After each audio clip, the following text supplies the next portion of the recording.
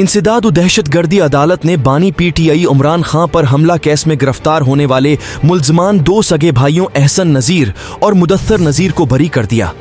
वजीराबाद के अल्लाह वाला चौक में 3 नवंबर 2022 को बानी PTI उमरान खां के लॉन्ग मार्च पर होने वाले कातलाना हमले में PTI का एक कारकुन जाँ बहक जबकि बानी PTI समेत 13 अफराद जख्मी हो गए थे।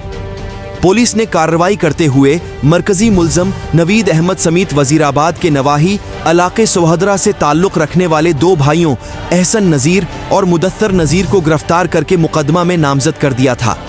दोनों भाइयों प्रोज़ीराबाद के एक मशहूर फिश पॉइंट पर बैठकर उमरान खां पर हमले की मंसूबाबंदी करने का इल्ज़ाम था। वजीराबाद की इंसदाद दहशत गर्दी की खुसूसी अदालत में साबिक वज़ीर आज़म इमरान खां पर हमला केस की समाअत हुई। ताहिम अदालत ने आज केस का फैसला जारी करते हुए दोनों मुल्ज़मान को बरी कर दिया।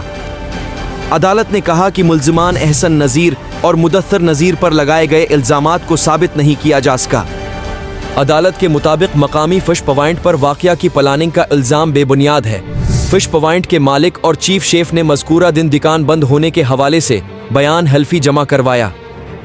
मुकदमे के एक गवाह कमर जमान ने भी हल्फी बयान जमा करवाते हुए कहा कि उससे पूछे बगैर उसका बयान लिखा गया था, जबकि हमला वाले दिन वो फिश पॉइंट पर गया ही नहीं।